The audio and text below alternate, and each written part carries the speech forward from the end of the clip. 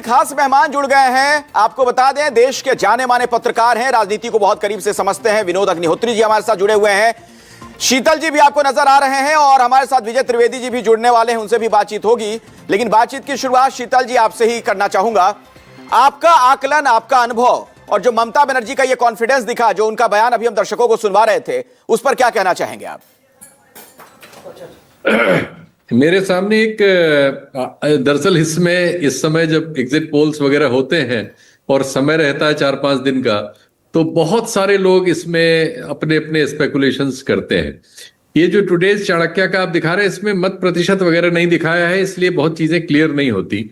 जिन actually सर्वेक्षणों में मत प्रतिशत और ये संख्या वगैरह नहीं होती कि उनके सैंपल साइज क्या है, सैंपल साइज में डिवीजन क्या है उनका, तो उसको हम थोड़ा सा मैं उसको नहीं नोटिस करता।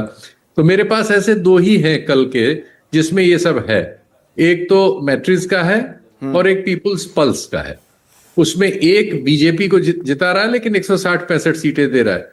दूसरा जो है पीपुल्स पल्स, वो जिता रहा है तृणमूल को, वो 180 के आसपास, 182 के आसपास दे रहा है।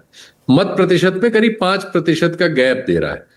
तो ये दो है। लेकिन फ्लूक की जहां तक बात करें तो एक बहुत रोचक अकाउंट है ट्विटर पे, जो अब एक्स हो गया है।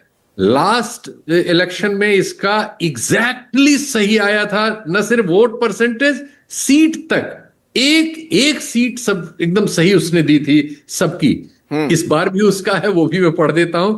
ये द एनिग्मस करके एक अकाउंट है और इसने पिछली बार 216 सीट दी थी और 48% के आसपास वोट दिया था तृणमूल को। और आप देखिए आंकड़े, ये इसका ट्वीट मौजूद है, कोई भी इसको देख सकता है, @_the_enigmas।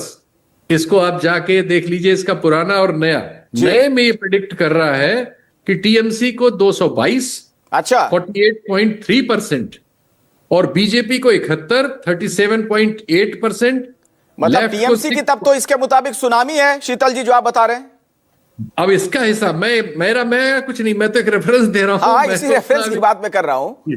इस रेफरेंस के हिसाब से जो 21 में 100% सही था, 99 नहीं, ये दे रहा है। और आश्चर्यजनक यह है कि एबीपी न्यूज का जो बंगाल चैनल है, उसने भी 195 सीट दी है अपने सर्वे में, और दिल्ली का जो चैनल है राष्ट्रीय, उसने दूसरे सबको दिखाया है। ये भी बड़ा अजीब है कि बंगला में जो निकल रहे हैं उनमें दूसरे रिजल्ट हम दिखा रहे हैं और दिल्ली में हम हिंदी में दूसरे दिखा रहे हैं। तो अलग अलग ऑडियंस को अलग अलग एग्जिट पोल की दरअसल जो विश्वसनीयता है, गुजरते वक्त के साथ सवालों के घेरे में तो कई बार ये चीजें आई हैं। विनोद जी,